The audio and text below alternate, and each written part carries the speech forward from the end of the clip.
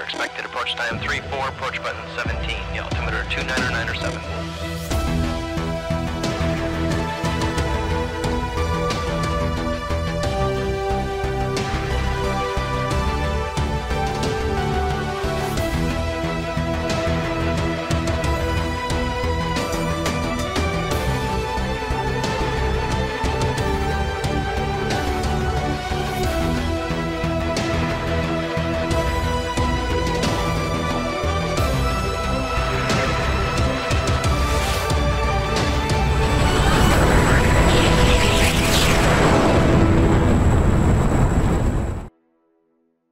Welcome back to the channel, everyone. I'm your host, Prickly Hedgehog.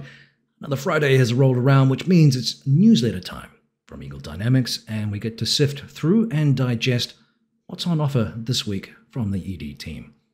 Today's focus is on pending updates to the Supercarrier and improved functionality for night operations, so we'll dive straight into that because it looks absolutely awesome.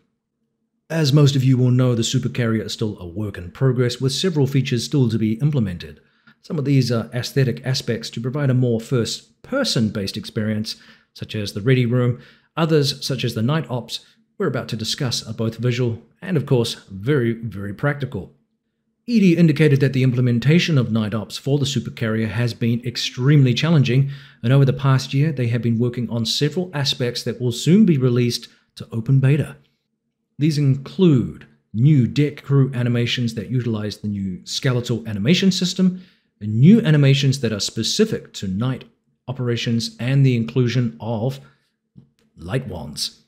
This will make deck operations at night much easier, of course, and as mentioned, a little more realistic and immersive.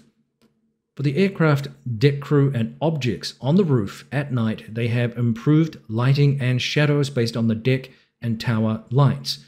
They are continuing work on this feature to enhance performance and frame rates. Right now, it seems when it's going to be introduced, it will be an option that you will need to switch on in the graphics options. Now that indicates to me that there will be a bit of a performance hit given the fact that they are trying to optimize frame rates. So I would expect some of you may not get the best experience out of that. Nonetheless, if you are running a high-end rig, it will be interesting to see what it looks like, and hopefully that's something that they can rectify to avoid any disappointment that some players may experience with that. Of course, it's early days. We don't know exactly what this will look like and what kind of performance hit it will take. If it works out nicely, then I'm really looking forward to seeing this implemented in the game. Of course, it's going to make things a lot more realistic, as mentioned. Now, another thing going to add realism to carrier landings, and that is now having to contend with the Burble Effect.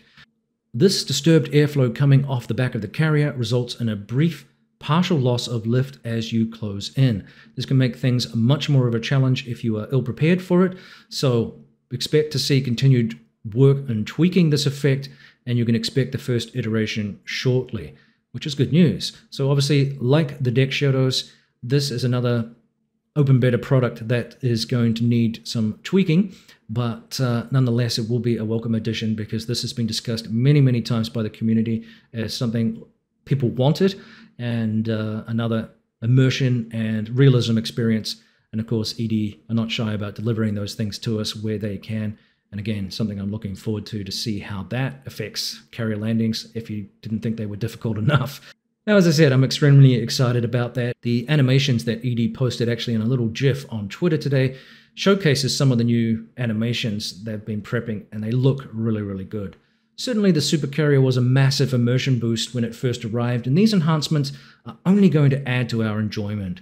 One of these days, I'd like to see this kind of stuff for our Air Force and land-based ops, both day and night for ramp startups and departures, which I know has been raised previously.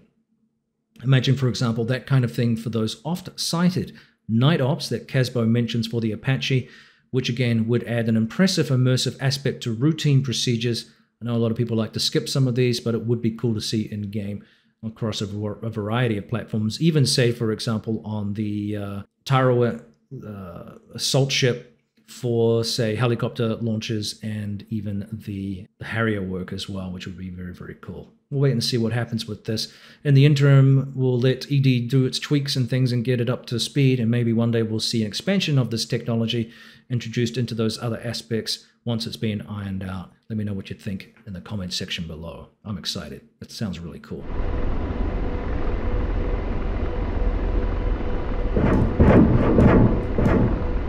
ED plugged Heatblur's Tomcat again, referencing one of the last big updates we saw where a huge overhaul of the autopilot system in the aircraft was implemented. Now, I have to say, I haven't spent a whole lot of time on flying the Turkey of late, and I would like to test this technology out a little bit more, but my early impressions of the basic functions are pretty positive. I think it's quite impressive what they've done. It certainly is a lot more realistic, and of course it's also more practical than what the previous system was. As I previously mentioned, the new system is, as I said, a little bit more flexible and will allow you to leave the aircraft and say things like a shallow bank if you're looking to use the targeting pod and want to circle an area. So it does provide a practical, not just aesthetic component to flying the aircraft. While the Tomcat isn't as modern as the F-18 and the F-16 that we have in game right now, which obviously have much more advanced and modern avionics and, of course, weapon systems, the big cat still has some chops, and I know that there are many dedicated squadrons out there who enjoy the challenge of this aircraft. Of course, we'll never see, sadly, the D variant in the game due to publicly available data for Heatblur to acquire. However, it really did bring the aircraft up to speed with its fourth-generation cousins. It was still a very capable machine in the right hands, the A and B variants, and held its own right up until its retirement. Now, if you want to learn more about the Tomcat's viability and recent combat history, check out the Tomcast, which is part of the BVR production stable of podcasts and videos, which includes, of course, the Fighter Pilot podcast, where you will hear Jello interview various people, along with some guest hosts as well. For the Tomcast, it's Bio and Crunch, who interview some really interesting guests who share amazing stories about the old plane, which of course is an American aviation and naval legend and has been flown by some of the best pilots in the business. Some real big names, such as, of course, Dale Snodgrass. I've really enjoyed the series thus far, and the latest video on action in Kosovo is a real treat for just how well the aircraft was able to function in a more modern environment. Speaking of plugs, ED also fired off another reference to yet another campaign coming for the A10C2. It's titled Operation Agile Spare, and it's produced by Combat King, and apparently you will be a flight lead and instructor pilot assigned to the 74th Fighter Squadron out of Moody Air Force Base. You will lead the military response against the invaders. Not much of a description there. Moody Air Force Base in the real world, of course, there was one in Georgia, USA, and it earns its name from Major George Moody, who was an Air Corps test pilot, unfortunately killed in 1941, apparently. But in this campaign, I believe it's set in Georgia in the European theater. And there is a link I will put into the description below for you to check out the cinematic attached to this. So we basically will see a Russian theater. This particular campaign might satiate some people's desires as to some interesting opportunities to use the A-10 in virtual anger. Something that we, of course, hopefully won't have to see, but yeah.